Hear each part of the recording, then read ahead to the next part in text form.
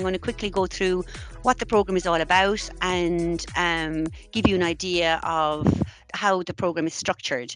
So the BA in Liberal Arts here at Mary Immaculate College has 13 subjects, and of those 13 subjects you will choose 4 subjects in first year, and then you will specialise in 2 of those 4 subjects from second year on. So your degree will be in those 2 subjects that you have chosen to specialise in.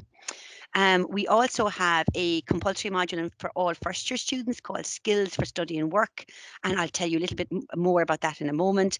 And just to let you know also that the Bachelor of Arts degree is fully accredited by the Teaching Council of Ireland. So it's a recognised undergraduate qualification for those who want to go on to become teachers.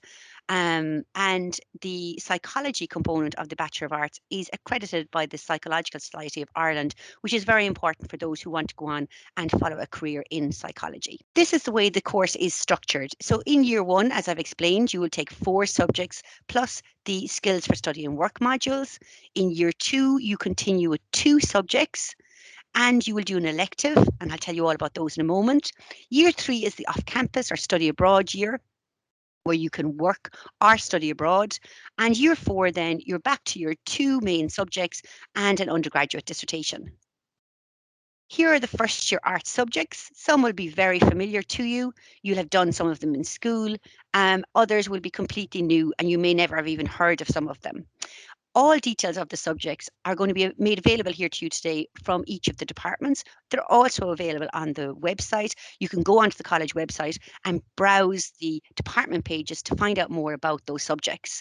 I would strongly advise you to go on the website, listen to the talks today, and get as much information as possible as you can about those subjects. So in first year, you have free choice. Students can choose from any one of those 13 subjects that I just showed you.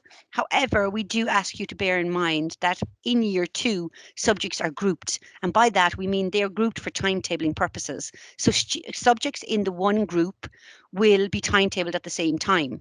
So it's important when you're choosing your subjects in first year that you have an idea of those groupings, because they can affect your choice in second year. You have to make sure that you have 2 subjects from different groups to go forward with for your degree.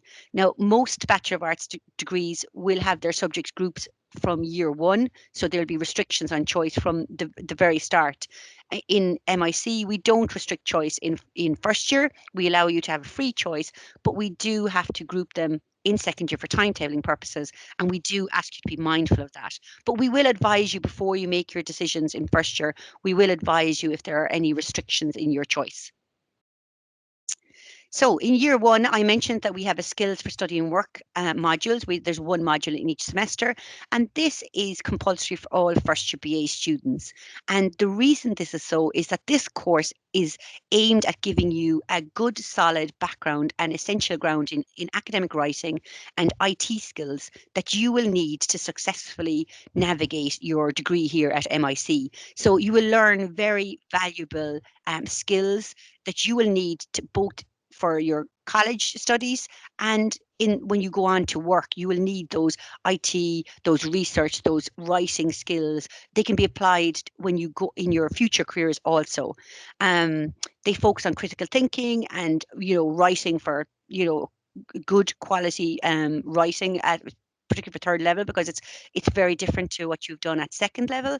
So those skills are taught to you in that first year Skills for Study and Work program. In year 2, you will continue with 2 of the academic subjects that you chose. So they will be your degree subjects. And you will also get to have an opportunity to take 1 elective module in each of the semesters. And we offer a range of electives. They include education, gender studies, information technology, and teaching English as a foreign language, or TEFL. So the TEFL qualification would give you an additional qualification on top of your degree, and it would allow you to teach English to non-native speakers anywhere in the world. So it's a very popular elective. Other electives that you can do, if you don't see anything in the prescribed elective list that interests you, we allow students to take elective modules from subjects that they haven't studied before. So you might want to take a module from drama and theatre studies, for example, because you have an interest in it and you're into amateur dramatics. You're not doing it for your degree, but you'd really like to do it as your elective. That's an option too. Year 3 then is the off-campus year. So it can either be study abroad and our work placement. So you can do a full year of study abroad, you can do a full year of work placement, or you can do a combination of both. So for language students, of course, study abroad is part of their program. So if you're a language student, you will be expected to spend at least one semester of your third year in a country in which the language you are studying is spoken. But you will see on the screen there are a really wide variety of options, and there are a wide variety of destinations that you can go to for study abroad. And we have a dedicated placement office here in the college that will help you with your off-campus year, and an international office that will help you with the study abroad choices that you will have to make. So you'll be well advised and guided before you have to make any of those big decisions for third year. So we're often asked things like, oh, but sure, what good is a liberal arts degree? What am I qualified to do when I'm finished? So I've put together just a list of some of the benefits of a liberal arts degree. And just remember, there's more people doing liberal arts degrees around the world that go on to do all manner of careers and professions. So people often start in a more general degree like a liberal arts degree, because let's face it, when we're 17 or 18, very few of us know what we want to do for the rest of our lives, or when we grow up, as people might say. So a liberal arts degree gives you the option of kind of finding out what you like and what you're good at while you are studying. So it's a gateway to a really wide range of careers, and I'm going to show you a few examples in a few minutes. It'll also broaden your horizons. It'll give you a good broad education, and it does give you an innumerable transferable skills that will be useful to many, many different employers and are seen as very valuable by employers. It's also a good starting point for those who want to do a PME, professional masters in education, for either primary or secondary school teaching, and of course to go on to masters or PhD study in whatever subject you are interested in.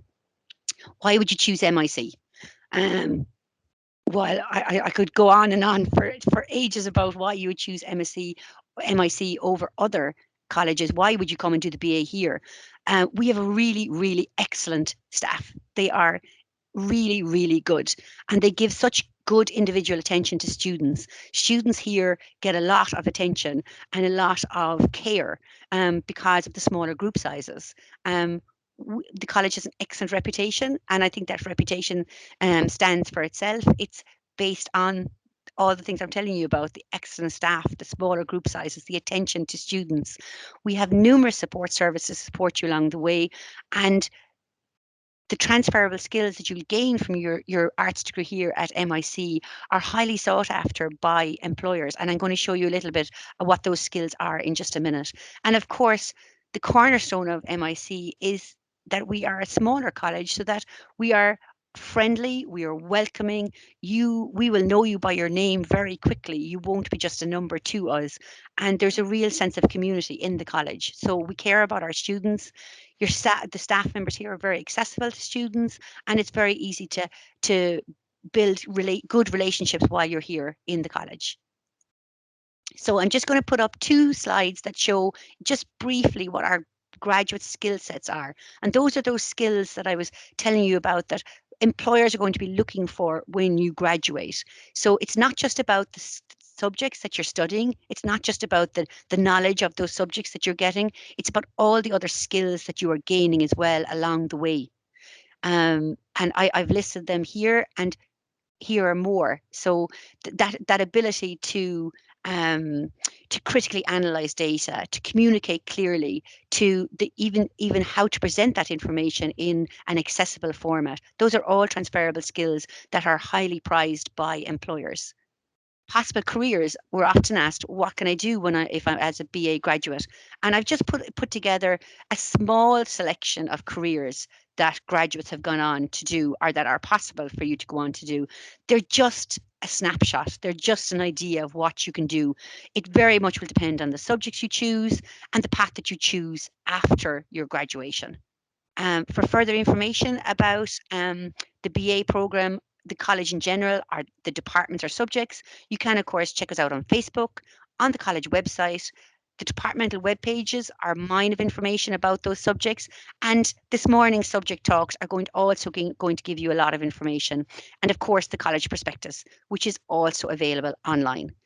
So we are going now into our subject talks, and you're going to have an opportunity to hear about each of the subjects that are offered on the BA.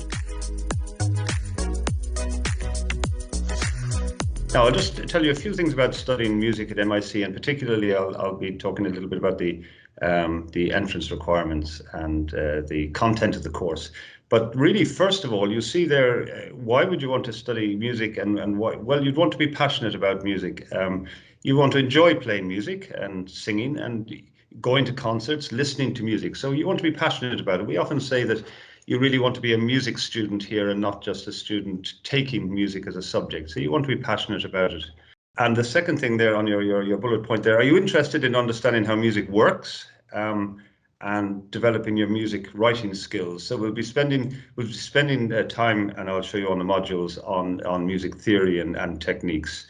And also, you see there, do you want to learn about music history and discover a range of different kinds of music while you're here in the college? So these are a list of the music modules. Now, these are all on the website as well. So I will be encouraging you to go to the music department website, and you'll see details of all these modules there. But as I say, theory and techniques, rudiments, terminology, language of music with some ear training, keyboard harmony, really how to write music and how to write in different styles. That'll develop into arranging for various instruments and for choir and into composition. There are modules in music history. We'll be looking at different historical periods, key developments in music during specific periods, looking at selected works by different composers.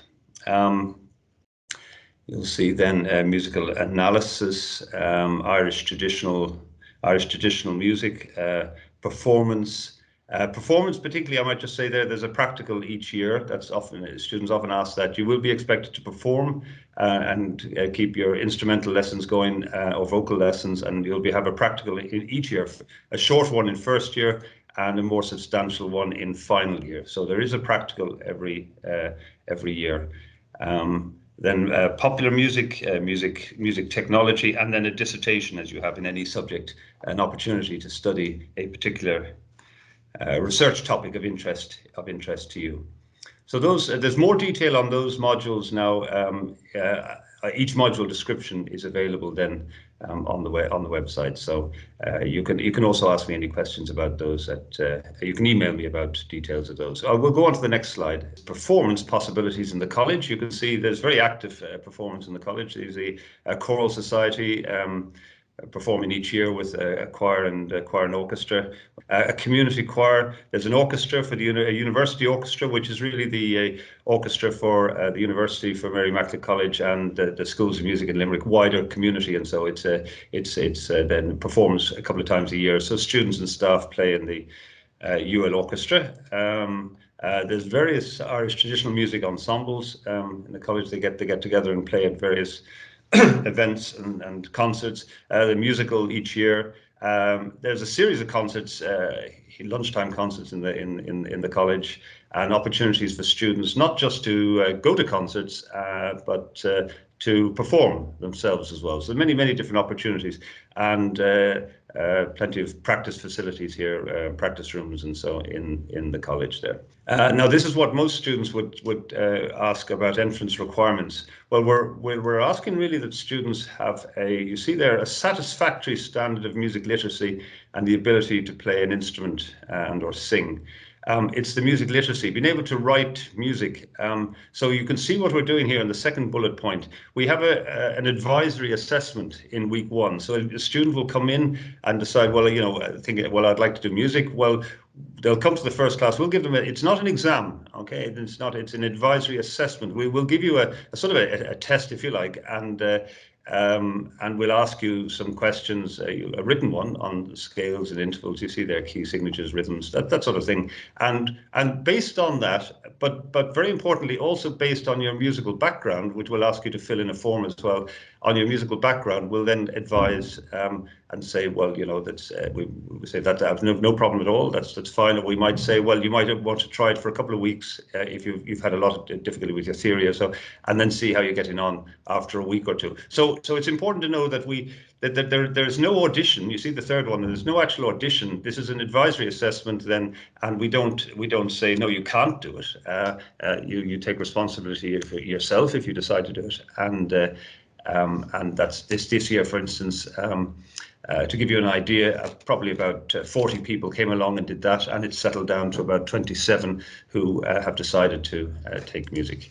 And of that, probably about half will go on to major in music from second year on.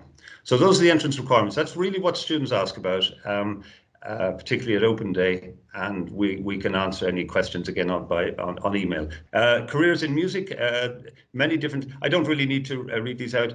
The important thing that students also ask at Open Day is about teaching. If you want to be a secondary school music teacher, well, then you'll have to get a registration by the Teaching Council. And the important question is, yes, the course here covers all the areas of music that the Teaching Council require. So if you study music here, you'll be able to go on and do a PME with the areas covered. And then, as Rachel was saying there, you know, employers, not just arts graduates, but specifically music graduates, because they've got these transferable skills and discipline and creativity and presentation particularly, and cultural awareness, and that's many employers also recruit music graduates because of these particular skills. And feel free to email any of the staff members there about questions that you might have specific to your own area. Welcome to the subject overview, and we're just looking at geography here. So geography and MIC, one of the key subjects available on the program, and of course geography has a lot of relevance these days. We're constantly listening to reports, for example, of the importance of trying to address climate change, and that's a lot of discussion at the moment because we're coming up to the next Conference of Parties in Glasgow next month. So a lot of focus on how we can, for example, be more sustainable in our world and in our practices today. But geography covers both physical and human programs, and in Mary I we're the same. Our program covers. Let's move on to the next slide there. There we go.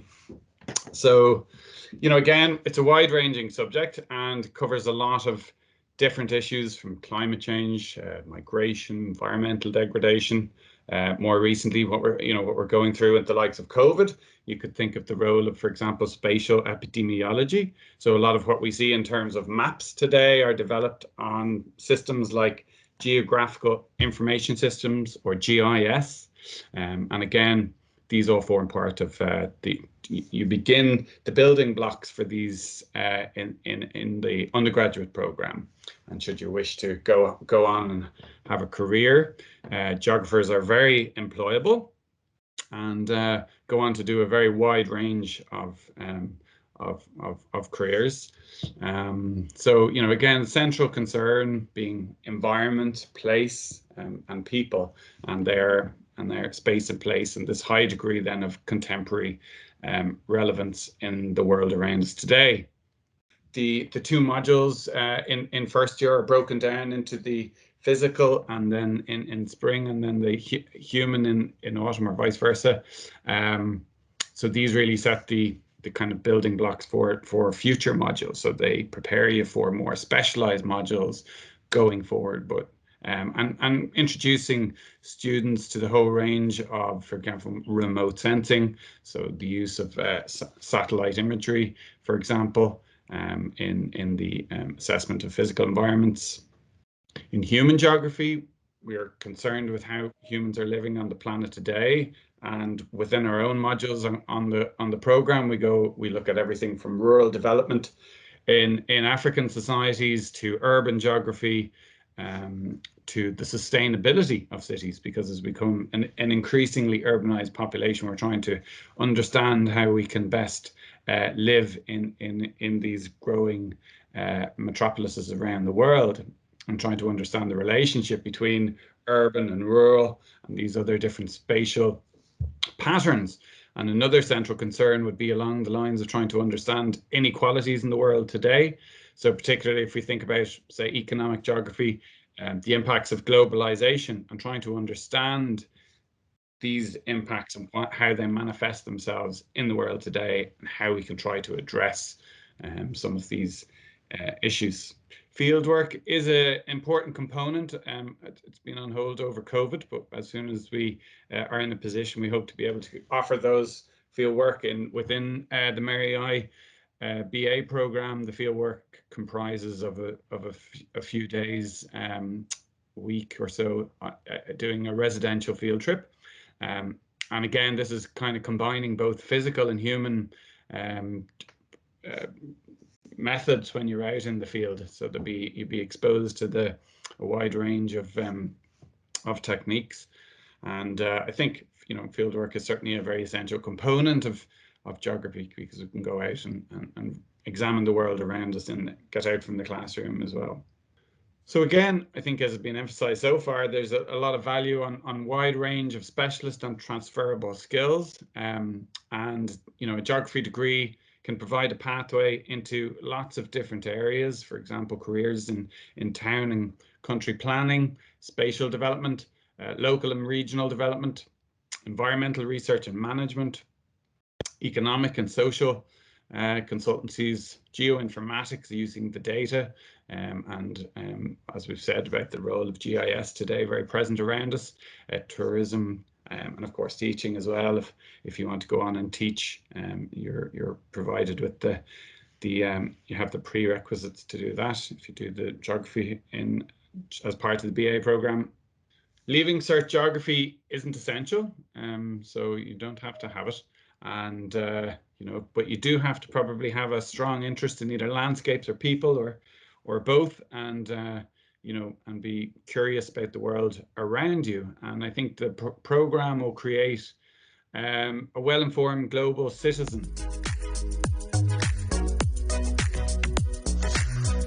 Welcome, everyone.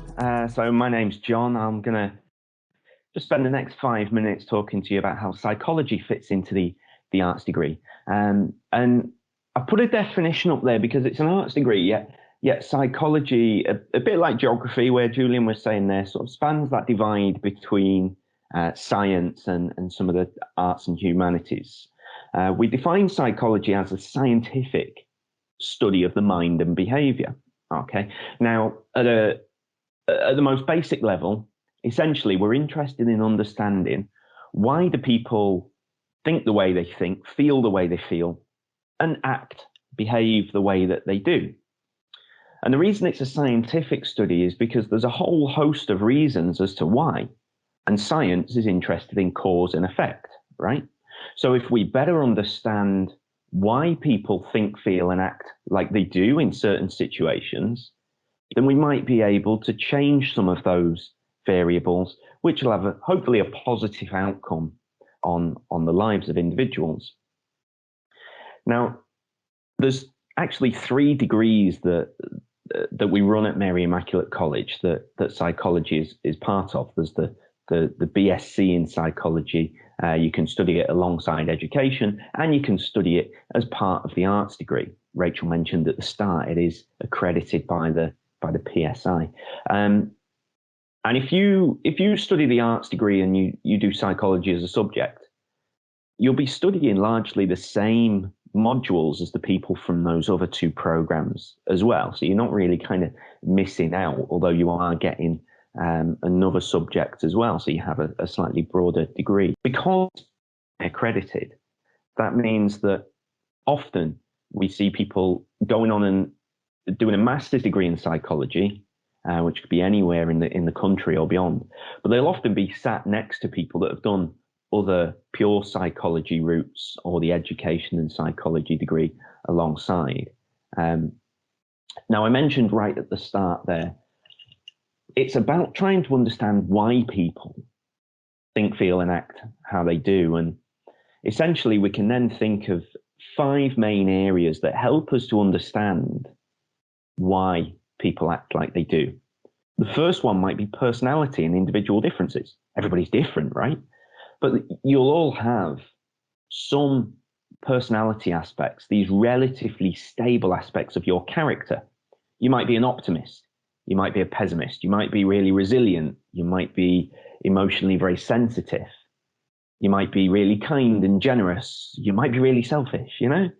And they help us to understand people. A lot of that is genetically informed. Some of it is developed over time through experiences. Other reasons people behave as they do is social reasons. So we study social psychology.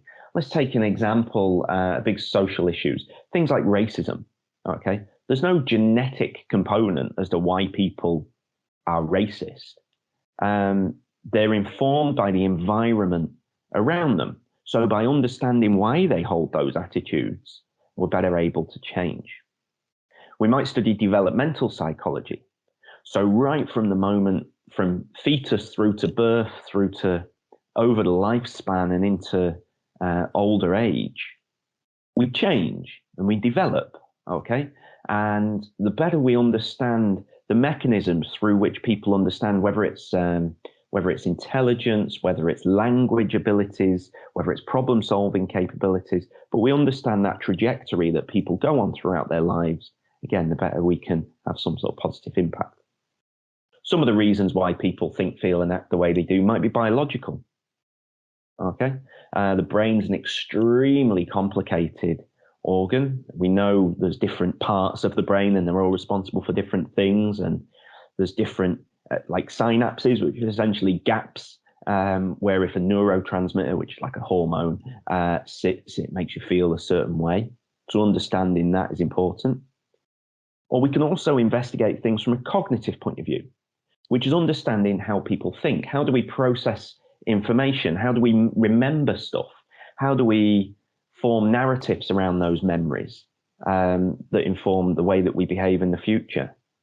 All of those kind of things we study as well.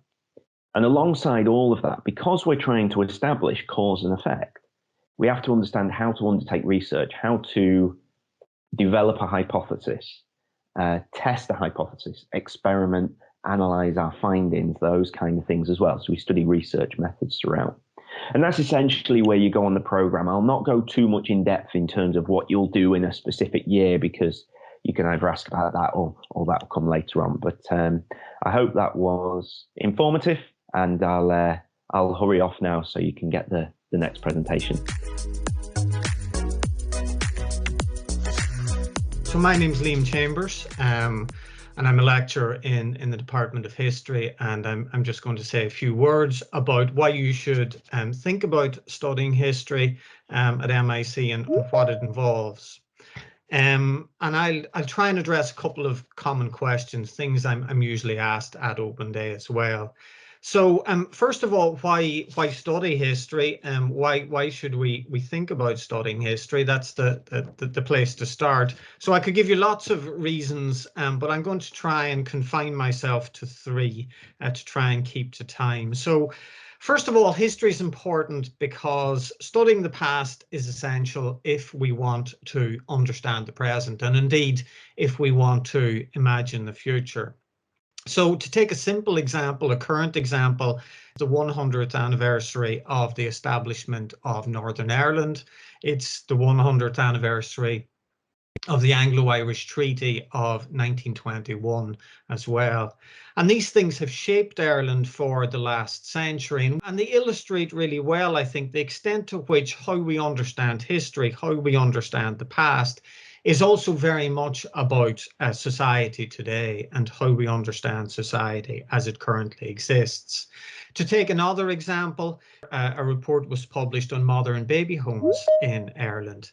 It generated an awful lot of debate about how to understand that part of our past, especially how to understand the fate of children who died in the home at Tuam and were buried at the gravesite pictured on the slide.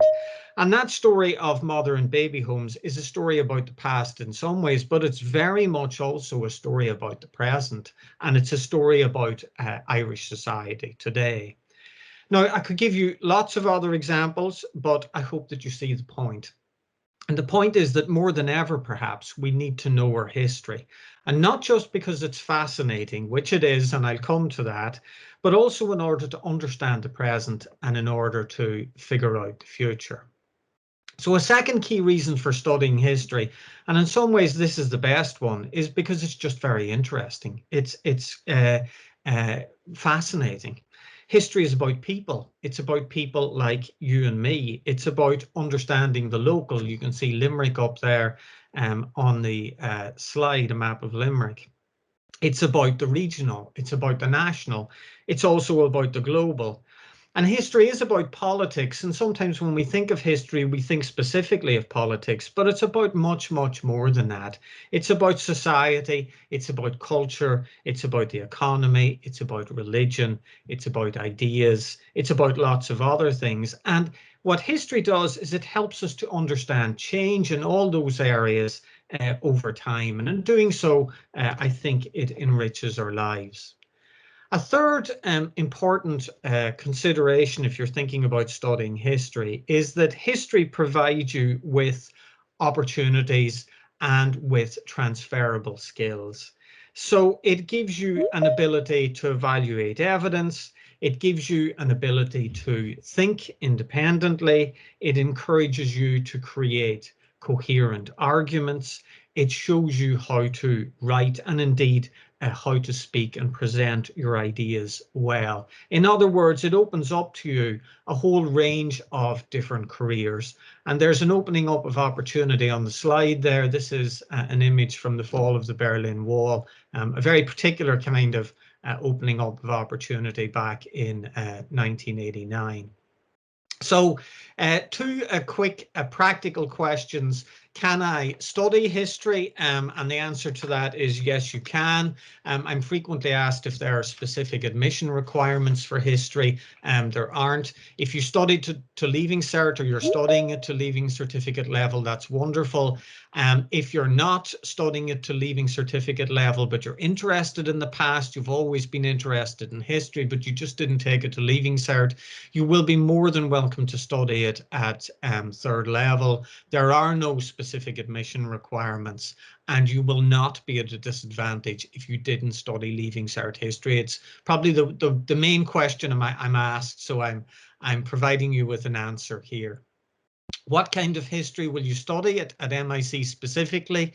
So we offer Irish, European, American, and some aspects of global history. We run through from the medieval period right through to the early 21st century. And we deal with the past from a whole host of angles, political, yes, but also social, cultural, gender, and many other aspects of the past too. And all of our lecturers that you'll encounter at MIC are active researchers. So we're very keen to bring the fruits of our own research into the classroom. So you'll be engaging with the latest approaches and findings in history, as you will with all art subjects at Mary Immaculate College. So if you'd like some more information, you can have a look at our departmental website. You'll also find us at History at MIC on Twitter, and you can feel free to email myself or any of my colleagues in the Department of History. All of our email addresses are on our website. So I'm liam.chambers@mic.ul.ie, and I leave you with First World War recruiting poster, which tells you that you're no exception. You can join now. So I'm going to finish there, and I hope that you found it informative and you enjoy the rest of the open day presentations. Thanks. Okay, so I'm going to talk about philosophy. Thank you. And I guess I'm going to start with what is philosophy. And there are many definitions and many ways that people have tried to explain what philosophy is. In some sense, it's just the intellectual tradition in different in different cultures. But if we try to say something common about them, is that philosophy is the study, reflection, analysis of fundamental questions.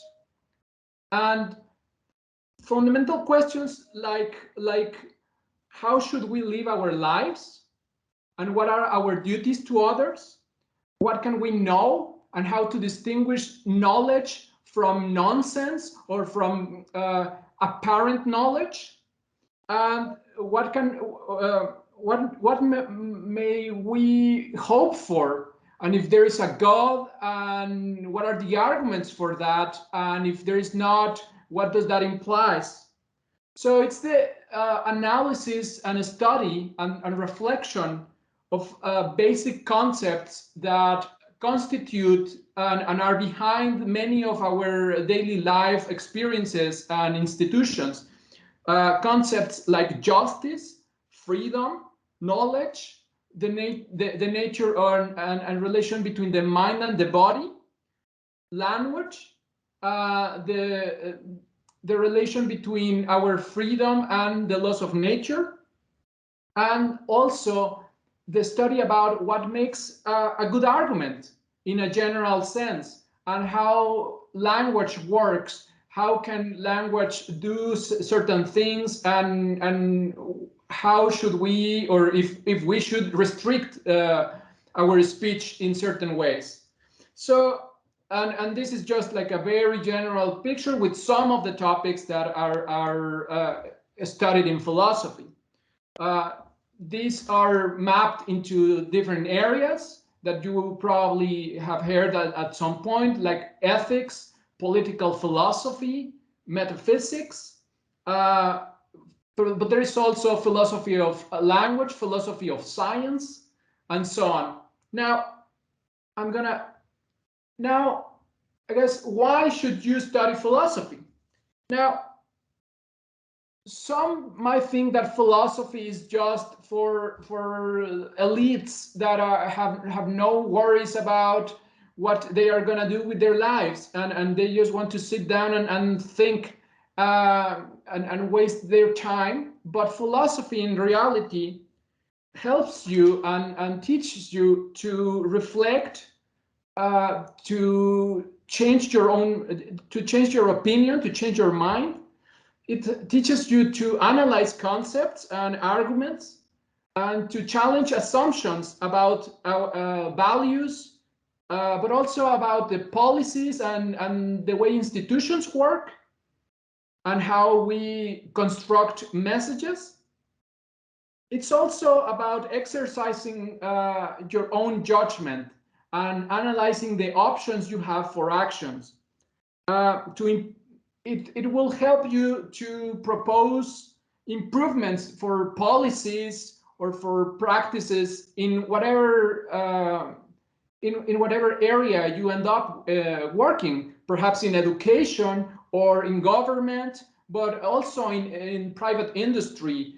You will need this set of skills at any point, but especially when you get to a point where you become a leader, and when you want to change the culture or the practices in places where you're working. Now, so the Department of Philosophy at MIC is comprised by Dr. Basil Vasilikos, Dr. Catherine Kavanagh, and myself, and we teach some of these modules. For example, in Basic Questions in Contemporary Philosophy, which is the first year module, we will see and study questions like, how can we get justice for everybody, and what are the different theories of justice. But we also gonna see certain new developments in the discussion about freedom of movement, or about whether our emotions should motivate our actions, especially in the political sphere. Whether should anger motivate political action, or should reason, or can they both motivate together a positive change in the world? On the other hand, there are many other questions, like what is art, and why we enjoy art, and what is the nature of that enjoyment. Of course, there are also some modules that will give you the history of philosophy, which is very important, because these topics have been discussed for centuries, and to understand fully what is going on right now, and how to analyze the world right now, we have to look back and see the beginnings of those discussions in ancient Greece, but also in the modern era. And also we'll have some opportunities to go and reflect and read from other cultures, from Indian philosophy and Chinese philosophy, and developments that have also happened in South America. So this is just a very brief summary of how philosophy is taught in MIC, why I think it's important. I think that one of the advantages of the philosophy as part of the BA in arts is that is taught together with other subjects, and that fosters some thinking that is important, and that will help you to understand how can you then go and change the world for the better. Now, I think that philosophy, there are also careers in philosophy that are really attractive. For example, in government, in education, and of course in academia if you want to explore further and go into graduate school. But I think that it's also important for everybody to learn some philosophy. And one of the advantages of the BA in Arts at MIC is that it allows you in the first year to take some philosophy, even if then you go and specialize in 2 different areas. But then you get some of the philosophy that will initiate you into the reflection of all these important questions that are gonna always be behind the scenes in whatever you do. Thank you very much. Okay, good morning, everybody. It's good to be with you, and thank you very much for the invitation to speak to you on this open day. So I'm going to talk to you about theology. Theology and religious studies is one of the subjects you can take here in Mary Immaculate College as part of your liberal arts program. And it's not something you can get on every university campus in the country. In fact, Maynooth, DCU, and ourselves are the main places. Maynooth, of course, in the Pontifical University, the main places where you can study theology as part of your degree. Why study theology? Well, you've obviously studied probably some level of religious education in your school, and it's like that, and yet it's not quite like that. It's like that in the sense, of course, you're learning knowledge about the different belief systems, and perhaps also in particular about Catholicism, if you've been in a Catholic school. We step one level back a bit from religious education, which is kind of geared towards catechesis, towards initiation you into a belief system, to analyze and explore the science of belief. To that extent, it's comparable with what you've just been listening to in regard to philosophy.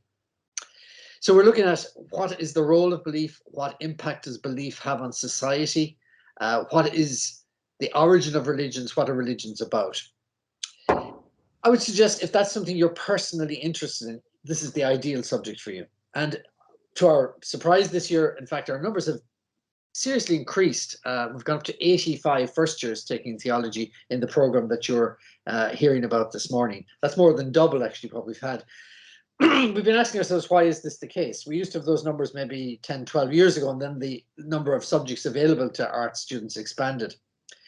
One of the possibilities really is that the whole pandemic has brought through to us in a very particular way questions about the meaning of life. And of course, theology explores questions of ultimate meaning. Why are we here? Why is there anything rather than nothing?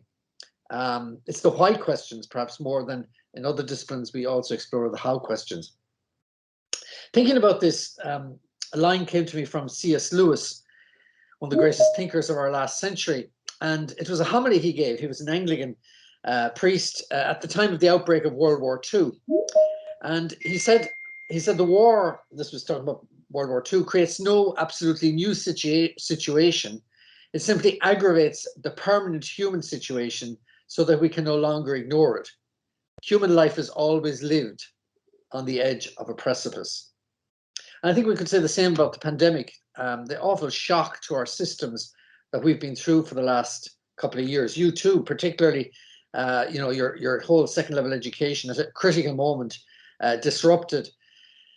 Perhaps also your family life. Perhaps you've had close friends or others who have suffered because of the pandemic in a very personal, a very real way. So just to say back what Lewis has said, the pandemic has created absolutely no new situation. It aggravates the permanent human situation that life is always lived on the edge of a precipice. I suppose theology explores that. It explores both in a sense, the challenges we face in life, but also the joys. And above all, it's trying to explore faith, hope, and love. Why are these possible? How are these possible in our lives? So if that is something that might interest you in a particular way, we very much encourage you to consider doing theology. You've probably got some questions. They're all up on our website. The whole list of the modules. You Google theology and Mary Immaculate College. Just go straight to the website. You'll find it all there. The list of the different subjects. So we cover religion and world religions. We cover how it is to be a moral person, again, along some of the lines you were hearing there in philosophy. Different images and understandings of God in the various world religions, and even within Catholicism. One of the things I find actually is that an awful lot of Catholics, people who've gone through school like you are, and others grown up as adults, have a very distorted understanding actually of what Christians are taught to believe or should believe about God. What about careers?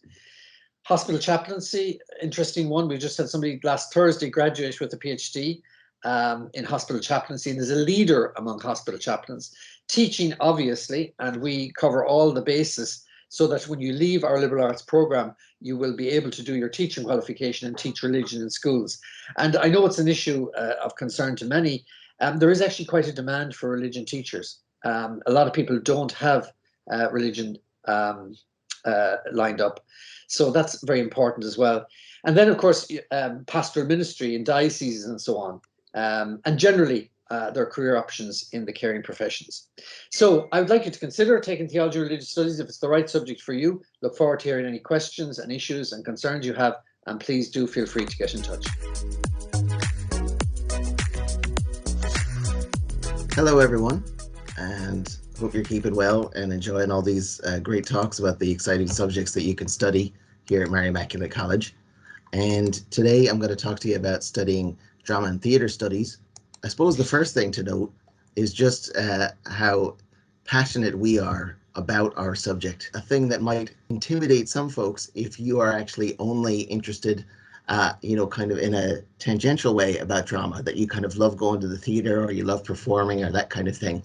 But you wouldn't be sure that you want to, put your whole life and heart and soul into a career in the theatre. Well, I suppose I just want to say that if you take drama as a subject, really be reassured, if you're not a full-on theatre person, that this is for an undergraduate degree and not a commitment for life. And yet, we also provide you with a whole range of transferable skills that you will be able to use in whatever field you would ultimately go into. But of course, if theater and performance are your thing, then yes, this is a great place to come as well, because you will be equipped with all types of knowledge along practical theater making lines, and even in terms of the kind of theoretical or more academic side of theater history. And I suppose in terms of the gateway that this provides, just have a think about the fact that kind of getting an experience of performing and doing those kind of practical drama modules will actually give you the ability to, for instance, present your ideas when you are in any kind of job in life. And also that kind of, if you like, the more chalk and talk or classroom-based side of things will also equip you to, kind of present your ideas in kind of written forms and in essays, again, in any field that you might choose to go into. What should be noted is that this is a great subject because of the fact that it kind of combines that academic or scholarly approach with something that is very creative and very artistic. And because we actually regard plays as sort of blueprints for performance, it's very much an experience where, we are lifting plays off of the page and kind of bringing them to life, whether through acting ourselves or directing ourselves or that kind of thing, or whether we're just talking about the fact that as we teach you plays, we're very conscious of the fact that, these plays were actually performed by people, for people in a live space. Plays, of course, give an insight into the human soul and give an insight into how humans have made sense of their lives. And in that sense, it is actually something that has crossover with other subjects you might be interested in studying, including everything from, say, English right through to philosophy and theology. You get a real sense of the broad stretch of theatre history, from the Greeks all the way through to the Dublin-born Samuel Beckett, and on to great hits of today, such as the great musical Hamilton and everything in between. I suppose we also have a very great interest in how theatre has been made and is still being made in Ireland right up to the contemporary moment. And in that sense, our program very much will give you a deeper understanding of the country in which you live and kind of the different socio-political issues that have been at play over centuries.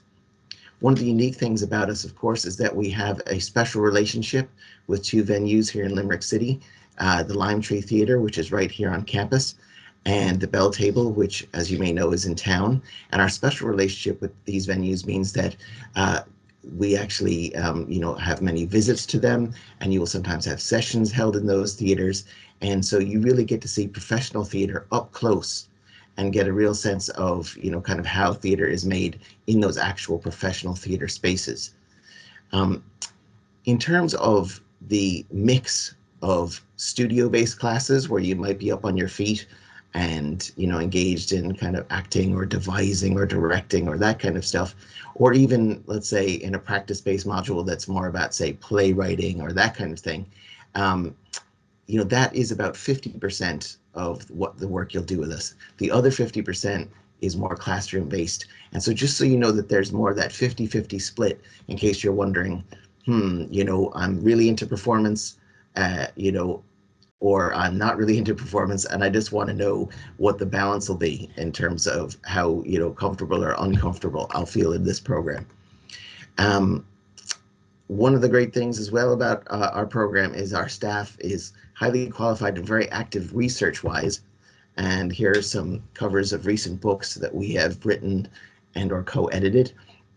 And I suppose the breadth of the titles that you see there indicate our interest both in Irish theatre history and also,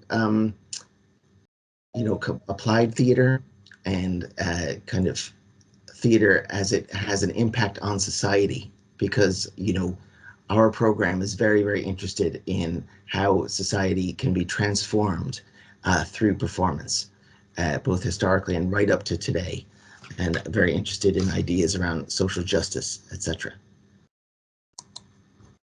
Of course, having that expertise behind us means we bring it into the classroom, and it means that we are at the cutting edge of research in our respective fields, me and my colleagues. So that means that, the learning that you'll get from us actually is right up to the minute. You know, it won't be folks giving you stale ideas that have become passe, that have been kind of proven to no longer be true about either Irish theatre history or even contemporary performance practices. So as previously noted, you know, you're going to get a whole load of skills from the drama modules that will help you in pretty much every area of your life. You know, everything from confidence and, you know, self-presentation skills, right up through to teamwork and collaboration, the ability to work within an organization, you know, a sense of discipline that helps you to accomplish tasks in an not just orderly way, but an efficient way. And again, the ability to communicate everything that you're learning all along the way. So for the specific modules that you'd be taking, you'll see again that there's a nice range there. Some relate to, you know, kind of theatre history, right up to the present moment, such as contemporary European and world theatre, or modern Irish theatre and contemporary Irish theatre. Others are more related to kind of practical theatre making, such as ensemble and devising in theatre, and storytelling and poetry, and directing and writing for theatre.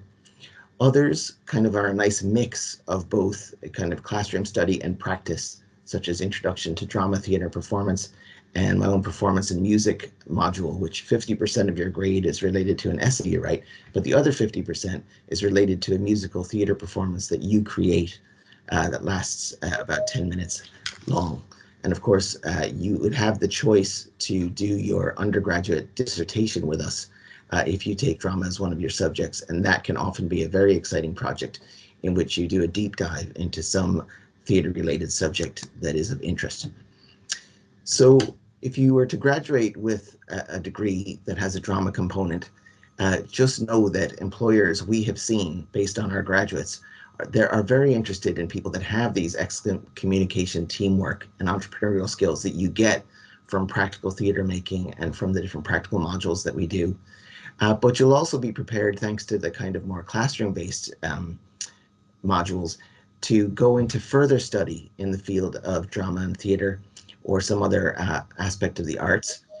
We also set you up nicely, because of our interest in social and applied theatre, in how to bring theatre into educational and therapeutic and community settings. And we also equip you with practical theatre making skills around all of the aspects of theatre making. And therefore, if you do want to go into professional theatre work, as many of our graduates have done, and many were very involved, for instance, in the Waiting for Poirot play that took place in the People's Park this past summer in Limerick, then, you know, you're well set up for that as well. And of course, that applied side of things that we're interested in means you're also set up to engage in, say, drama facilitation in schools, or running drama classes in schools, or even perhaps you want to do a master's in education to become a teacher. So thank you very much. And if you want further information about our program, feel free to look up on YouTube. There's some kind of Instagram videos that we've put up there that are led by Dr. Carol Quigley, one of my colleagues.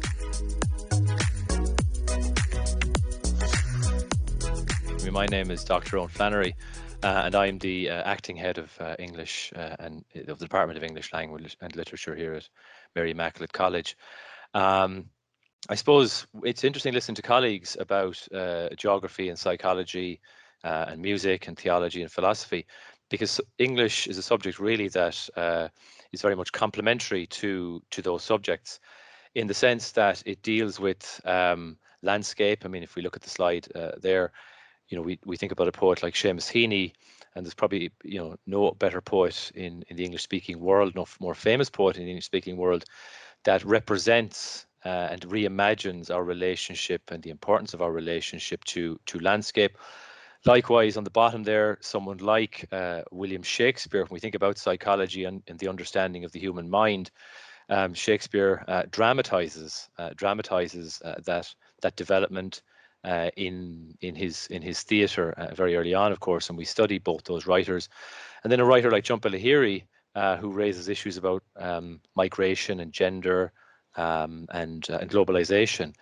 Again, these are issues maybe that are touched upon in other subjects, and the consequences of these for people at ethical and political levels are touched upon in other subjects.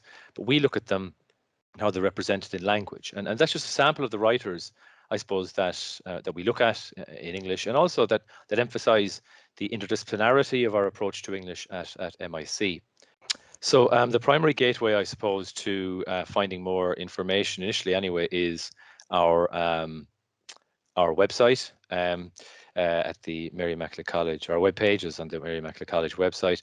On the right hand side there, you'll see a whole array of links that will offer you more information on the subject, on the staff, and on our research, as I'll point to in a few moments, that our teaching is very much underpinned by a variety of excellent research areas spanning long historical periods, but also that's international, theoretical and interdisciplinary as well. And that's very much collaborative. And it's designed really, as David said, in relation to drama and theatre studies, is designed to give students the opportunity to engage with the most contemporary and most up-to-date positions and interpretations of historical texts, but also contemporary texts as well. And one of the questions I'm asked is, what job can I get with an English degree? And obviously that's been addressed by a number of my colleagues thus far, but I often, maybe it's the critical theoretical side of English. I often respond with the question, well, what job do you want after your English degree? And it really stems from the fact that our view is that the degree doesn't define you. You you use the degree to cater and to curate your own future. And really what we do, and I think it's been mentioned, this idea of the fact that the humanities, and I'm speaking from the English point of view, we offer you a kind of set or suite of skills and challenges and opportunities in order to develop innate interests that you have, pre-existing skills that you have, maybe underdeveloped skills that you have, and potentials that you have. So really, it's not about us tailoring you for a specific career. It's about offering you skills so that you have a choice of careers once you finish. And that can be, some of them overlap with other subjects. I've seen journalism mentioned earlier on. Obviously, teaching at primary or secondary level is something that many of our graduates go into. Some of them go into law, some of them go into business. Essentially, any kind of career that demands creative thinking, demands the ability to construct, but also to interrogate arguments, that involves advanced communicational skills. All of these skills are applicable across a whole range of vocations and jobs and careers. And I suppose in the kind of more modern context, the idea of having a job for life is kind of going out of fashion, so that it's more important to have skills that allow you to be flexible in the current employment context. And I think English is at the core of that idea. And as I said, one of the best places to go is to our website. And one of the things that you'll notice, I mentioned this idea of our research. Our research is based on this idea of creativity and critical thinking. As I said, it feeds entirely into our teaching. So we're not just providing information about literary history. We're not just providing information about contemporary writing. We're teaching you to appreciate it at aesthetic levels, at formal levels, but also to think about how, at a general level, language has been used historically, how it has changed and is constantly changing. As I said, providing you with a whole set of aptitudes in order to develop your own analytical skills. And this, as I said, is threaded right through our range of modules, and you'll see an overview there. The first year, I'm not going to go into these in any great depth. The first year really is about equipping you with the basic skills to deal with the three of the primary genres: poetry, literary fiction, and drama. The level of analysis and reading is introductory, as it says there, in the first semester, and it's ramped up a little bit in the second semester, but it's really to provide you with some very solid foundations, some challenges along the way, obviously. And for those of you who take English, then you'll see that there's a spread of concentration on the different genres. There's obviously more in-depth study of those individual genres themselves across the discrete modules, but there's a very generous and important historical range right across the set of modules on offer. And these modules change in themselves. We change different texts depending on our own research priorities, and sometimes we change the modules as well, depending on what we see as important emerging research areas in our fields. And I suppose to sum up, again, to return to this idea of skills and opportunities. I mean, these are just 3 of them. We could have had maybe a dozen even. But one of the things that we're very interested in is creativity, and not just the text that we read and that we see as being creative or that are defined as creative, but it's about tapping into our own creativity, to be creative critics, to be imaginative critics in how we respond to other forms of creativity. It's about interrogating language and realizing that language is elastic, it's plastic, it's malleable, and it changes over time. And who changes it, why it changes, and what those changes in language are put to service for. Is it in the service of free thinking or of liberal thinking, or the opposite, maybe? Okay. And likewise, as I said, they focus on language we focus on language in everyday use, in writing, in literature, and these enable us then to go into non-literary contexts, like a teaching environment and a work environment, and be fully aware of how language is used and the possibilities for language. That's pretty much all I have. If you're interested, as I said, I've 2 of the slides up there that are links to our website. Feel free, it's the primary gateway to our information. And also you'll see links to all of our email addresses there as well. And feel free to contact us with any questions. So thanks for listening, and I hope you enjoy the rest of the presentation. Ceacht okay, tá súla go bhfuil sibh Olaf le héisteacht le beagáinín Gaeilge, mar beag an chaint seo ar fad as Gaeilge, ach be mé a chaint go maul do dhaoine a beagáinín as Teachta beidir. Ach péiscéile, tá fáilte roimh go dtí Ryan na Gaeilge, is mise fé mar dúirt Rachel, Brandán ó Cronín, agus bhailim thar ceann rinne beagáinín óla is thuairta i bhiniuh. Féin mín arsúla goingan sa agus féin méid a bheith arsúl goibh hénig má ranín sibh an ghaolinn mar ábhar stadéir an sa i go láiste buir an smáil. Agus dar nó tá súla goin gonéannig cuidmhaithe goibh é sin, chuid míad fáilte rimis na héine. A géadúil sios fé mar chin sibh tá súla gom ar an sleanán an sa, tá sé le muomh a goine go bí Ryan na Gaeilge an Ryan Acadúil is mó in ábh na náin. Mar má chuirmid an áirimh na MIC Léinn atá going atá déanamh Stadéirlinn an campus eile atá going in Nóirlis a gúnta Hebridáirin. Is féidirlinn rá go bhfuil go maith os ciún 600 MIC Léinn nó mar sin I déanamh Stadéir ar an Gaeilge an sa agus gandát ní beag son. So sin an muomh is mailinn a bheith bóiscáil mar jaolar sin. Mar sin is féidirlinn rá go bhfuil tóir ar an Gaeilge a gcónaí chuir an MIC Léinn saoim in sa teangan agus bíonn fánarthu Stadéir I dhéanamh. Nis, beidir gur bíonn teachtareacht is táchtaí a bheith gom díobh an jobh ná gur bí an Gaeilge teanga cumarsáide na rinne sin le rá gur Gaeilge ar fad a bheith le clos a gcuimse ó léachtóirí agus ó hagascóirí na rinne ins na ranganna ar fad.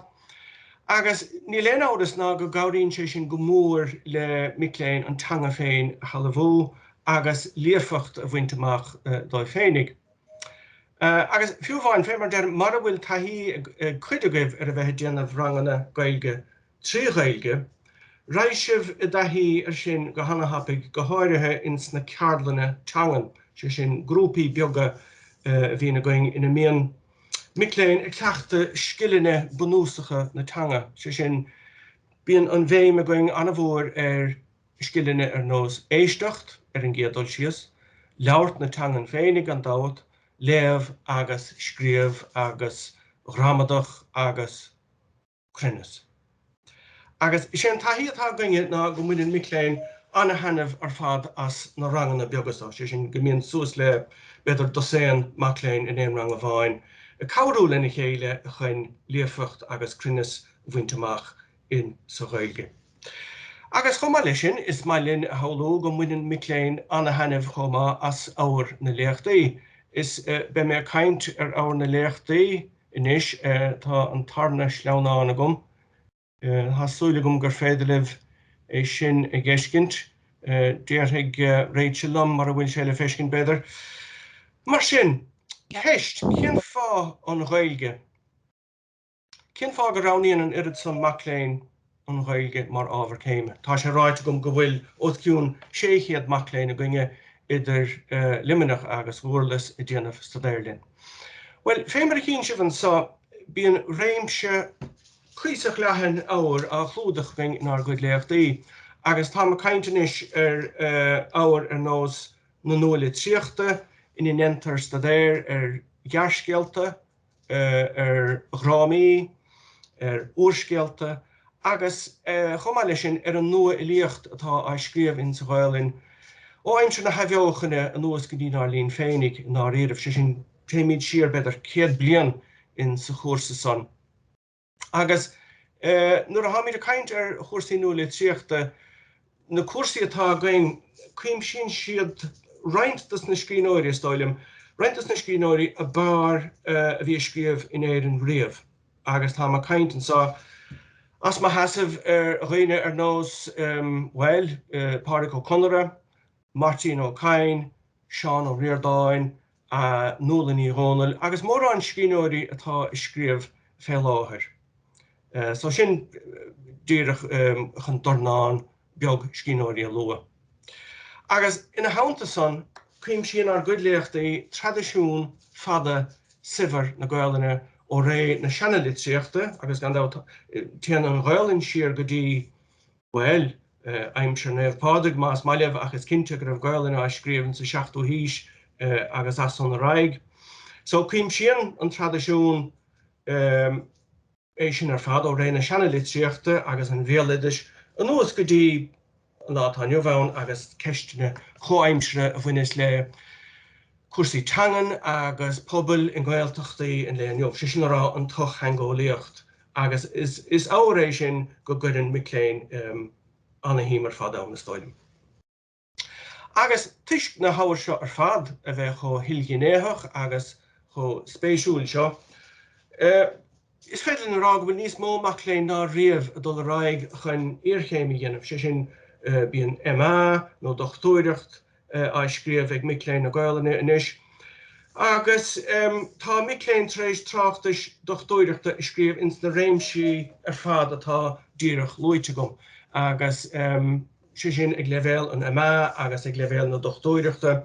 Agus tá caint inis dar nó rudí ar nós well, an béalaidas, an nula tríocht, Gaeilinn na 8ú haois diaag, Severus na teangan féinnig agus mar sin dá. So tá sin gné go bhfuil míidir díreach forbert a dhéanamh sé sin cuasaí iarchéime agus tá féimar dearm annach chuid Macléin dul ar an gconar sin.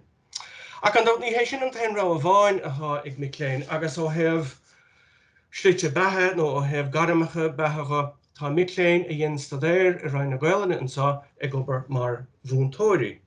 Agus tá an Ghaeilinn fós anna háchtach má heastín bhuait a bheith I bhúntóir ag leibhéal na bonscoile nó ó ag leibhéal na mánscoile. Agus tá iarmhic eile dar gcuidig obair mar léachtóirí gan dáhat an dia leibhéal, mar aisteóirí, mar iriseoirí, is mar chréaltóirí, TG Cahir, Radio na Gaeltachta agus mar sin dá. Agus tá daon eile ag gibsiú a gcúrsaí éireachta agus trasóireachta. Agus is tócha gur fíor go bhfuil níos mó deisina ná riamhbhain do bhí léin le céimeanna sa Ghaeilinn. So ní múntóireachta bháin atá mar ráha ag a duine fágant chláiste ach tá mórrán ráhanna ann inis. Agus mar sin an cheiste bhí cheann ar riamh ná cén fá nach níon fá stadéir ar an Ghaeilge. Is cinnte go minian tú tainmh agus tarifa as má dhéanann tú. So péisce le tásúla gom bhearránáid sibh an Ghaeilinn I go láiste bhar an smáil, má hagann sibh an sa, agus má dhéanann sibh bígí cinnte de go gur forfáilte is fithe roimh. So beidir súil le cúpla ceistúibh beidir níos dhéana an neomh beidir nó tá má cheol réamhfuiste goibh gan dáhat má heastín bhuaibh nóta chur chum. Ach féimar deirm bígí cinnte má dhéanann sibh an Ghaeilinn go gurtar fáilte is fithe roimh. mar sin bhfuil uimse go fólaigh. So look, guys, I'm not sure what age and stage you're at in school, but I know some people are from TY, 5th year, hopefully some 6th years as well, because the sooner we get to see you face to face on campus, the better from my point of view. I want to explain to you a little bit about the subject, about where you can work afterwards, and why I believe not only will you have a great time while you're studying with us here, but why I believe it's a subject that will stand to you right the way through your life. And I suppose the first thing to kick off with is to say that while you probably spend more time consuming media and engaging with it than you do in school, you aren't actually given much of a chance to understand how media works when you're in school, to understand it with a critical eye, and to be able to be masters of it rather than probably being subjects of it or being manipulated by it. You know, people often say you spend all your days on the phone and, you know, you're becoming zombies. Well, I suppose what we're saying is, first of all, that's not true. And secondly, we teach modules and subjects that enable you to prove how that's not true. And we've had to change over the years, just as the media have changed. And so a lot of the stuff that we teach has to do with things like how to be not just the person who gets TikTok videos and puts up something that doesn't go very far, but to be the person who's pulling the strings behind the scenes. So if I just show you some of the people. So some of the places that our graduates work are in, as I just mentioned, social media, and they work as creatives or as managers and as editors. Editors being not just the person who chops up the stuff, although that's very important and we teach that, but also being the person who puts the whole concept together and puts it up there on the platform. And so we have people working across all social media platforms in Ireland and worldwide. And that's a relatively new thing for us. The department is here, I suppose, 25 years. And we started with more traditional media, like, as you see here, television and radio. And while social media is where our graduates are increasingly getting employment and where most of our examples come from when we're teaching, we still have a large number of people who go into those traditional media, like film, like television, like radio. And as you can see, I've outlined here, they go into all roles in all areas. Journalism on all platforms. So the advantage, I suppose, of taking media in Mary I rather than going to a college that teaches journalism only is, of course, it's very good to take a journalism degree. I'm not going to dismiss or disrespect anybody else's course, but the advantage of coming to Mary I to do it is that you have a second string to your bow. And I'm always reminded of a producer in RTE who told me that years ago she used to mind her granddad and he used to watch the cricket. And when she had finished in college, in those days in UCD, she had done Greek and Roman civilization and nobody thought she'd ever get a job anywhere. She went for an interview anyway for her first job and they wanted to know what she knew about sport. And she said, well, not much, but I know a good bit about cricket. And it just so happened that they were looking for somebody. Cricket was only becoming popular in Ireland. They were looking, it's not popular now. They were looking for somebody and she just fell straight in for the job. And she's been there for nearly 40 years since and is in a senior position. Our own graduates, as you can see, work in RTE, in TG Cahir, in TV3, and further afield. They work in advertising, marketing. You can read all of the ones there for yourselves. I'm going to show you some pictures of some of them. So you probably know this woman here, Jackie Hurley. She's on sport on radio and television, as are these guys down here. And this woman here is the deputy head of all sport in RTE across all platforms. So that's across television and radio, but also across their much larger, much more important and growing area of digital first and digital online material. So we really have that expertise. These are only some of the more than 60 people we have who have graduated from our very small boutique department here, where I have to say people get a really good training and a really good start in life. This guy you might recognise from the 6-1 News. He's RTE's political correspondent, sport producer, television and radio. She's from Limerick originally, Ema Romani, radio producer, Lyric FM, RTE. Many of them have won international awards and we're very proud of them. Likewise, in other television stations, we have people in Sky, in Virgin Media, in TG Cahir. I'm not going to go through all their names because you'll get to know them if you come here. And certainly they've been very helpful to our graduates in terms of placements in the third year and in terms of their careers, like an old boys or an old grads network that we have. Radio is my own passion. You might think it's dead, but I'm pleased to say it certainly isn't. All of these people have graduated graduated from us and work in different radio stations around the country, except this guy, okay, who your parents, if they're watching today, will know him. But this guy is produced by this girl here, this young woman. I keep thinking of all my grads, even those from 30 years ago, I think of as girls and boys. But sure, look, this happens with age. She produces the Pat Kenny Show, and she's good to, she's very young. She only graduated 4 years ago, but she's on an upward trajectory, most recently with Graham Norton there.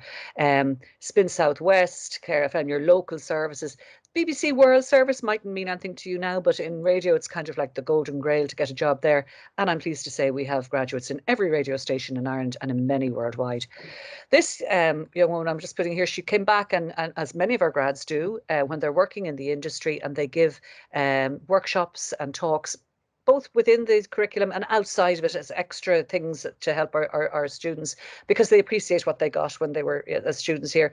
She's in charge of, I don't know if you've heard of Night Runners, and Penny Dreadful, but you've certainly heard of Troy Studios and Ardmore Studios. And her job is to do all the digital branding and the digital marketing. And this is from when she was in college herself, and she went for the Student Oscars, came second. And this is her with some of her mates, just showing that the fun and the experience that you get both in class and particularly outside of class, when you're making films, when you're on the radio station, when you're putting up your vlog, when you're doing your own social media bits and pieces, really helps. And the professional training we can give you in making video, in making podcasts, in making audio, obviously gives you a cutting edge. So what do you do when you come and study here? Well, in your first year, it's mainly the theory of media. And there's a few reasons for that. First of all, you have to get a good grounding on what you're at. Secondly, we have to kind of deprogram you from everything that you've been told, and try and get you to start thinking for yourselves and working out from what you do with your own lives, how it is that people of your age engage with the media. And then in the second year, we split the courses into theoretical courses, and the red ones, or the ones in red, are the practical hands-on ones. So in film studies, you'll do a history of the development of film, and also understand a lot more about film than just what I know you do some film studies in English for Leaving Cert, but it's not like that at all. In that case, in the English discipline, they're inclined to look at it as a bit like literary theory. So you talk about the narrative or the symbolism or whatever. We talk about much more. We talk about how the film was crafted, what goes into the scene, what doesn't, how you do script writing, etc. Journalism speaks for itself. So we teach you how to communicate or search out for, research, and then present a news story across a range of platforms. So the traditional print one is still the basis for everyone, but we also do for podcasting and for radio, and we do for video blogs or vlogs, and magazine design. Yeah, there's quite a lot goes on in that module. Sociology of the media might be a term you don't understand. That teaches you how people engage with the media. So increasingly, it's when you spend those 4 or 5 or 6 hours a day on your phone looking at, TikTok, and less so Snapchat now, maybe Instagram more than anything else for most of us. What are you doing, and what is being done to you, and how could you perhaps maybe sway what other people are thinking or how they work? So that looks at how audiences engage with the media. The next two, media research methods, helps you in preparing for your undergraduate dissertation, which I know you've been told about already. It's a very big piece of work that people do. You can do a practical one, a production one, where you make a film or make a radio program or a podcast, or you can do a more traditional research-led one, which is really useful when you're going for a job in any area, to be able to say, well, I can actually come up with an idea myself. I can research it, I can do the interviews, and I can turn that then into a readable piece of work that makes a contribution to what we know about how our lives are today. Because media, to me, is how people see their lives, how they communicate about their lives, and in many cases, how they live their lives.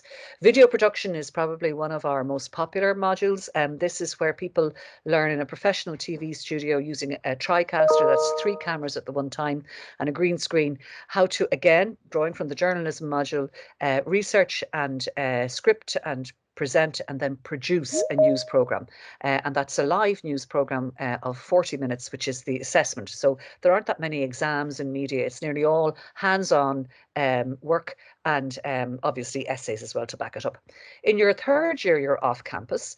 And I think you've already had a chat about this. If not, it'll come up later, where you have a choice between going to study abroad, which I'm all in favour of, get off the island, experience something different, live somewhere.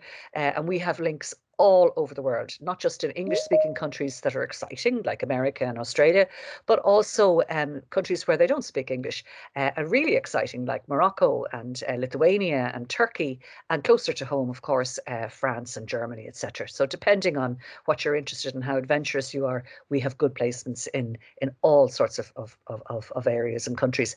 And the other option then is to work in a paid placement in a radio station, in a newspaper. We have a placement, for example, every year in Snapchat in London, paid placement, and you know, the money isn't great, but it's enough to live on in London, which is saying something, and it's a great opportunity. Our paid placements with newspapers and magazines like the Farmers Journal, for example, in their Living edition, that's probably not the right name, I can't remember, their Country and Living, I think, edition, which is like the magazine, a bit like the Gloss or something for the rural community, or with local newspapers and local radio stations, and of course with the major ones as well, and with television. And we often think that it's a really good idea if you can do one of each. So if you spent one semester working, say for example with Live 95, and another semester maybe studying abroad in Amsterdam, or we've a new placement actually just coming online this week in Seville in Spain, with a great range of courses you can study. So then in your fourth year, and I hope I'm not talking too long, I have a tendency to do that, in your fourth year you have 2 more practical modules, and you have choice then of 3 theory-driven ones. So you take a course in script writing, where you learn about the craft of writing a film or a television drama. So Kin is really big on people's radars at the moment, Love Hate before that. But internationally, all the stuff you look at on Netflix, and we have a good few, I'd say about 5 people who are working as scriptwriters in the industry at the moment and forging their careers there. We have that course anyway teaches you how to write a script. You don't write the full script then, but you map it out and you write a few scenes for it, and that's your assessment there. It's quite a lot of work in a 12-week period, but some people just thrive on it and find that this is what I really want to do. And it may not be something that you're considering while you're sitting there out of your school uniform today. But who knows? If you can go back to the first slide that I have, I'm not going to do that now, and look at the range of things that you can do. I mean, it's a great starting board. And in each of our careers, not just at my age, but younger people, and certainly for you, it's going to hold true that what you choose to do now, when you're 19 and come into college, will not be the thing that you'll be working at when you're 29, 39, 49, and God help us the way the retirement age is going, and it sounds impossible to you, but at 69. So choose carefully, guys, as to what you want to do, because if you choose something that you're passionate about and you're good at, you will be more likely to be called for interview for the jobs that you want, and you'll certainly have a better degree to show for it. And the third reason, I suppose, is that if you enjoy your time here, then you're going to enjoy your career and your life afterwards. Think about what it is that fires you up, and if it fires you up, that's the thing to go for. It may not be media, it may be one of the other subjects that we offer here, but choose what you're passionate about. So as you can see, I'm pretty passionate about media, and I need to tell you about the rest of these. Media, Culture and Society is a module I teach in 4th year. It sounds kind of stuffy. A lot of Erasmus students coming from other countries take it, and they're a bit surprised at the weight of it. There's a lot of reading in that module, but it's really where all the other modules come together, and where we actually really assess what it is, the role of media in our world today and in our lives as individuals. So my students do projects on the influence of influencers, or how influencers make their money, or increasingly in the last, I'd say, 2 or 3 years, maybe 60-70% of the projects they've done for me on that course have related to their Instagram use, less so with TikTok, though. I'm thinking as TikTok is becoming more and more the top dog of the platforms, more and more of that. And some actually go back to Facebook with some kind of fondness and nostalgia, and in particular to investigate what their parents are doing in Facebook as a platform that you guys have moved from. Television and new media speaks for itself. It talks about how Netflix and Amazon Prime and the rest of it have taken over the world of television. It gives you a background into television production and the development of television as a central medium in family life, and then how we've become atomized and how we all might be watching the same thing on the screen in one room, but we're on our small screens watching something else or engaging with something else. So television and new media, a new module, very interesting. Advanced video production, sorry, children in the media then speaks for itself again. It talks about how the media influences children and what children make of the media. So it's a fantastic module. But the advanced video production would probably be the crowning production module. So you've already had a number of practice-based, production-based modules. And when you come to do this one in a team or a crew, as they say in the industry, of 6 people, you make your own 20-minute documentary on any topic that you like, and that's your assessment. But you're using professional cameras, professional lighting kits, professional sound engineering. We have all the equipment. We have a fantastic studio. We have a great Mac lab. We have 6 editing suites with Macs. So the college has always been really good at providing cutting-edge equipment, and I like to think cutting-edge staff as well in the department. We have one thing that's not part of the course, but that you may have heard about, or certainly you can tune into on 99 FM if you're living in the Limerick region. It's called Wired FM. It's been going for as long as I have here in the college, 25 years. It's a community radio station, and we own it jointly, the students, I should say, own it jointly with the students of LIT. So it's a great cross-fertilisation place. Lots of romances have come about from that. It's a great way to meet other students in the city. We provide extra training in Wired that helps you if you want to go for a career in radio or a career in film production or anything else. And we have a number of outreach projects. It's very good in your CV. These are some of the department here. We're all quite old. We're looking for newer, younger people, and some of our graduates are lecturing in other colleges. You can contact me if you want to know any more.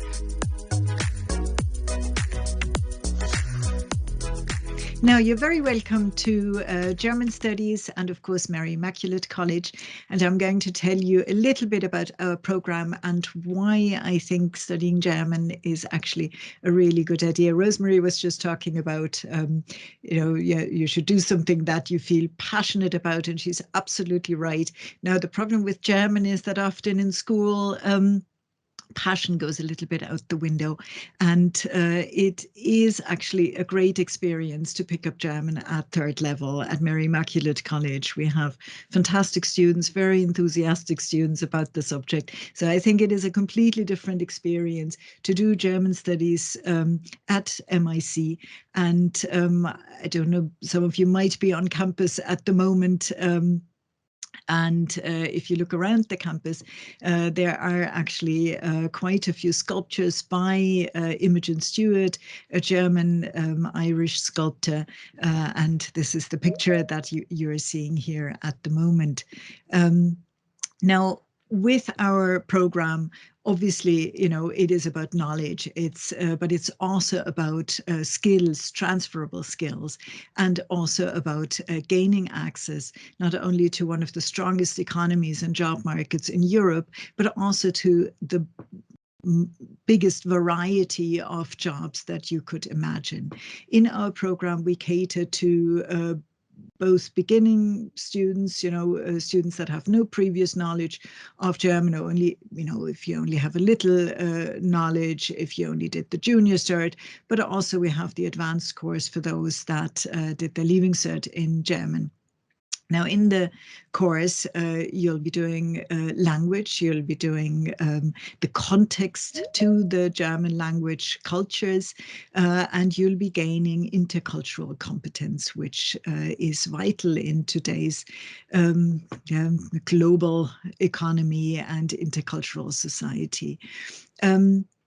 You will be gaining a lot of new perspectives by studying a language like German, and thus you'll be gaining transferable skills, which are hugely valuable today. As you might know, German is the first language of the largest group of people in Europe, and studying German, I think, does help you to make your mark in today's multicultural societies, and also in the multilingual classrooms of the future, if you're interested in teaching.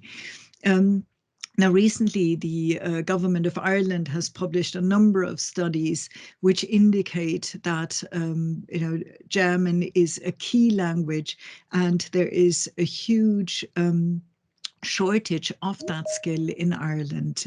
It has been declared one of the future skills needs in Ireland. And there is a shortage of secondary school teachers in German, but also the government now wants to introduce modern European, continental European languages in primary schools, and there aren't really many teachers that are able to do that. So it is an important need. We need a lot more graduates in German, and it's also a part of the EU languages policy that we should all speak our mother tongue and 2 languages. So, it is a skill that will be useful in, so many careers. So if you're not entirely sure yet what you want to do in your life, having a language like German is going to be extremely useful. Employers are crying out for people with German language skills. It doesn't matter if you want to go into teaching, if you want to go into, advertising, marketing, media, journalism, management. We've had students that ended up, they were employed in law firms or in accountancy offices, not because they had a degree in that area, but because they were able to speak and write and communicate in German. So, it's a great basis for a future career. So in our program, as I said, you're going to study the language, of course. So you'll gain language awareness, you'll become much more aware of how languages are structured. You will learn to communicate really well in German. You'll be, writing, translating. Language teaching and learning is also something that, is part of our course. So there are a lot of self-reflective elements and, of course, the context of the language. So you'll be learning about current affairs, history, literature, film, social context. You'll be learning about Ireland's place within Europe. And by learning all that, you will be learning about gaining intercultural competence. Now, German is actually not as hard as you might think. There is continuous assessment. We're a small department, but a very supportive one. You'll get regular feedback. There's a lot of reflective learning. You'll be working in small groups. You'll be doing presentation analyses, lots of communication. So if you want to know more about German studies, check out our website. Don't hesitate to email me. My email address is here on the slide. So don't hesitate to ask questions or contact me. And whatever you decide, be well and have a great time at third level. So welcome everyone. My name is Ronan Flatley. I'm a lecturer in mathematics at the Department of Mathematics and Computer Studies here in Mary Immaculate College. And what you can see on the screen there is a cover from the New Yorker magazine. It's by a world famous illustrator. Her name is Lucy Gutierrez. She's Catalan. And well, people typically have a complex relationship with our subject. And I just wanted to share with you what Lucy said when she was asked if she liked maths in school. She said, "I hated it for a while in secondary school when the classes got difficult, but then I started to understand it and ended up seeing it as a game. I love the visuals of the maths world, and I like playing with and mixing different ideas to find new ways to explain something. This cover is a result of that process." Now, when you come into MIC on the arts program, I mean, the first thing you'll have to decide is what 4 subjects to take. And obviously it's crucial that you make good choices.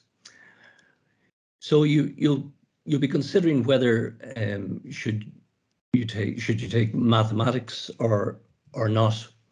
It might be an easy question for you. For example, if you have a natural flair or talent for the subject, or you've really enjoyed it in school. If you're the type of person who pays a lot of attention to detail and likes following reasoned arguments, then mathematics is for you. Are you a critical thinker? Are you an analytical person? If so, maths is the choice for you. But as I said, our relationship with mathematics is often complex, so I would go a step further and say that if at any point in your school career you enjoyed some mathematics, then you should consider taking the subject. If you're looking for a challenge, then this subject will sharpen your mind, it will hone your analytical and communication skills, and you'll be supported all along the way. So you needn't think that you're out of your depth. Okay, in first year, if you're finding it tough, of course you don't, as you're only taking 2 subjects into second year, you don't need to continue it, but you will get support from the Learning Support Centre in subject, where we have expert tutors who've seen all the obstructions and difficulties in learning elementary mathematics. What will you be studying? Okay, so some of these topics you will already have some grounding from school, but essentially all the modules here are taught from scratch. In first year, there are 2 modules, number theory and geometry. And in second year, we move to linear algebra. So that involves, for example, the study of matrices, differentiation. Okay, so you might be familiar with some calculus. Calculus is the mathematics of change. Statistics plays a crucial role in the knowledge economy in the modern world. So how to present and interpret data is hugely important. Integration is the inverse process of differentiation. So they're for second year modules. And in your final year, we move to some further calculus, multivariable calculus, some more advanced geometry, Euclidean and non-Euclidean geometry, abstract algebra, which will build on the elementary number theory module that you'll have taken in first year, as well as the linear algebra and other modules from second year. And then a capstone module called computational mathematics, which uses the programming language Sage, where we do mini projects involving many of the topics that you'll have studied in the course of the 4 years. So that's the content. As regards a final year project or undergraduate dissertation, you will have the opportunity to do this in mathematics should you wish. So at the end of second year, students discuss with potential supervisors a range of topics.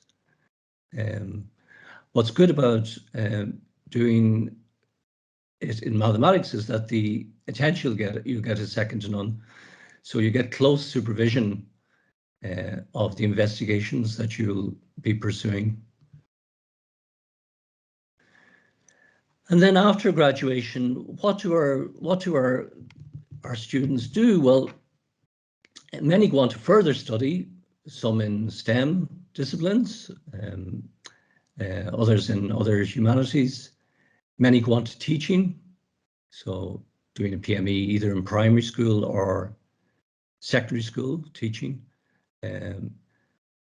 quite a few of our students in recent years have done the PME in secondary maths teaching in UL. But it's also possible to do it in other places like NUIG and UCC. Also, we've had students who are now working in financial services, in ICT services, in planning in county councils, and in software development, for example. Okay, so as many of my colleagues have already mentioned, in the modern world, we're not really,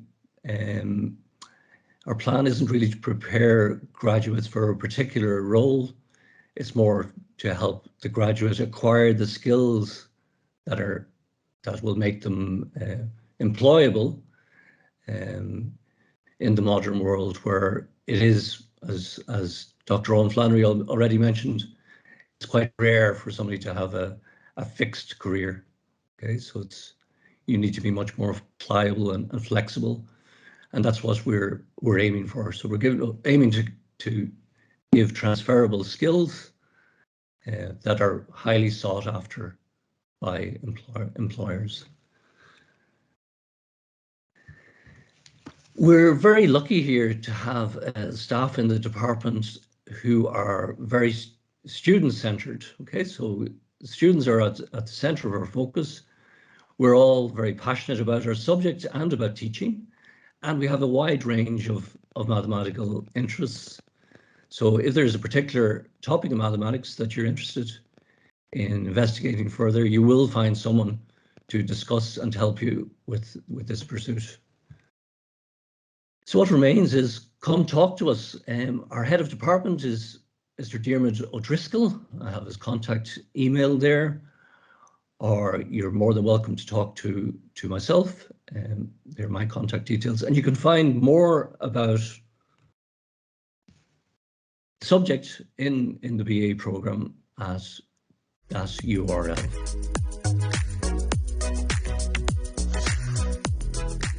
Hi everyone, bonjour à toutes et à tous. Along with my mini-me, who says hi too, I'm going to take you through the French Studies program at MIC and hopefully answer most of the questions you might have about it. So the first thing you should know is that there are two possible pathways to a degree in French Studies with another arts subject. The first one is French for complete beginners, and the second one is French for students who did French for their Living Cert. So first, let's have a look at the French for complete beginners pathway. As its name indicates, that's for you if you've studied French up to junior cert level only, or if you've never studied any French whatsoever. In other words, this is not for students who did French for their Living Cert. As a complete beginner, you will be taught language classes separately from the more advanced students, and this up to the final year of your degree. You will, however, attend what we call content classes with other students. I'll come back to what those content classes are about in a moment, but all you need to know for now is that they are taught through English, so you won't have any difficulty following them whatsoever. Now, let's have a look at the other pathway, which is French for students who did French for their Living Cert. What we usually recommend is a minimum grade of H5 in Living Cert French. This is our recommendation, but we've had students in the past who got less than H5 in French at their Living Cert, and who were so motivated that they managed to progress through the 4 years of their degree and really enjoyed it anyway. So it's up to you to decide in the end. If you get H4 in Living Cert French, for example, and if you are really prepared to work hard, we won't prevent you from joining us. In any case, if you don't feel very comfortable with your French grammar yet, don't worry, because in first year, we go back to the basics. We know that you haven't all been taught French at school in the same way, and in first year, we therefore start again nearly from scratch. We will go over all of French grammar with you again. We will revise everything together. We will re-explain everything. So what is it going to be like to study French at MIC in first year? Let's begin with the autumn semester, the first semester of your first academic year with us. And let's have a look at both beginner students and post-Living Cert French students.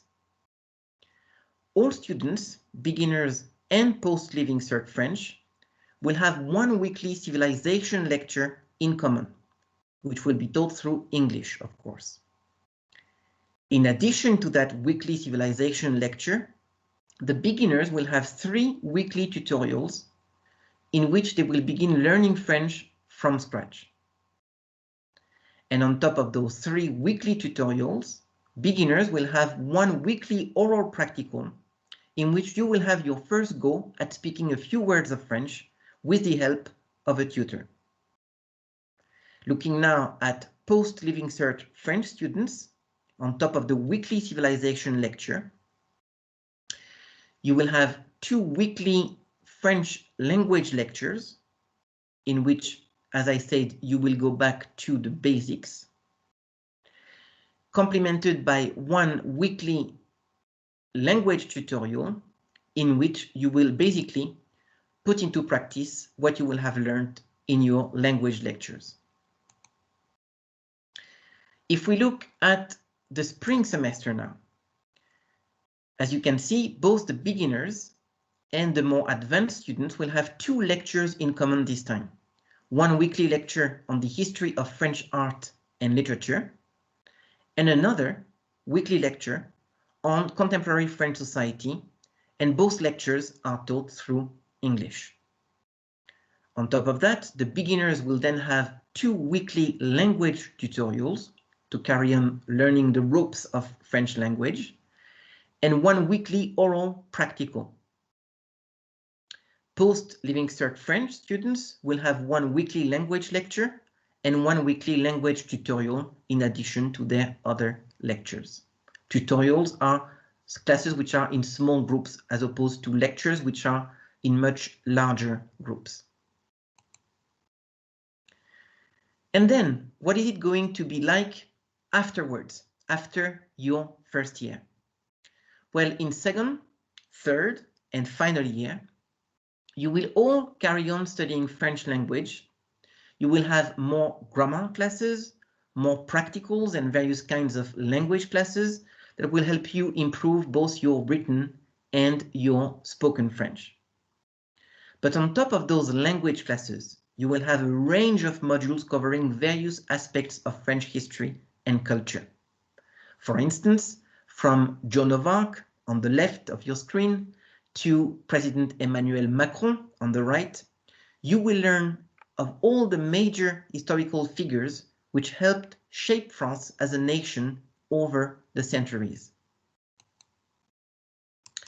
And on top of your language classes, you will also have a range of thematic modules in which, for example, we will talk about love, from ancient love to modern love, or about war, from historical conflicts to wars of words, wars of ideas, debates, literary genre, and philosophical movements. So to sum up, in the course of the 4 years of your degree in French with another arts subject, you will be acquiring a high level of expertise in written French, in spoken French, in French history, in French society, in French literature, French cinema, French music, and you will be given the opportunity to have a true French experience. A true French experience doesn't mean that you will be learning the art of French kissing. It means that you will have the opportunity to go and spend a semester or a full academic year in one of our partner institutions in France or in Belgium. As you can see from this map, we have 9 partner institutions in France and also 1 in Belgium, in Brussels. During your 3rd year, which is your off-campus year, you will therefore be able to spend a semester or the full academic year in one of them. The minimum requirement is 1 semester, but many of our students opt to spend the full academic year and come back to Limerick, having greatly improved their level of French and truly enjoy themselves.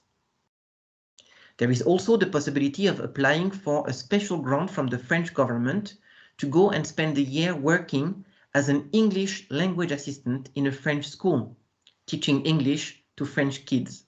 This is a unique opportunity to gain a very valuable teaching experience.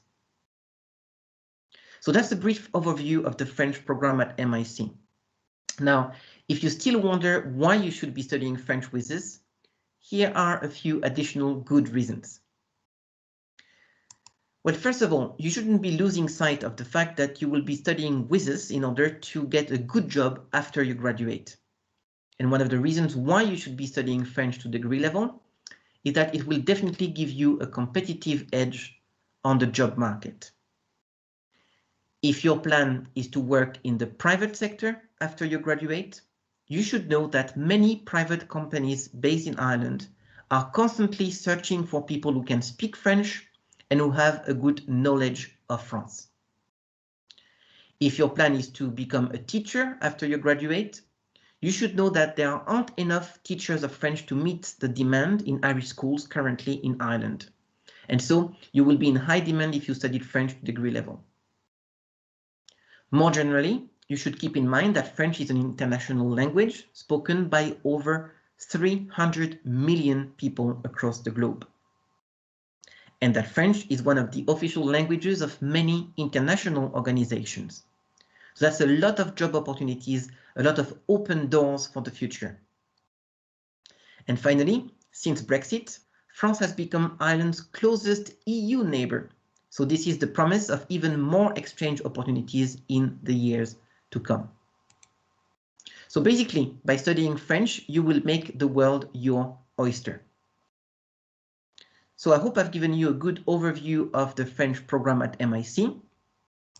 And if you have any questions, you have my email address at the bottom of the slide there.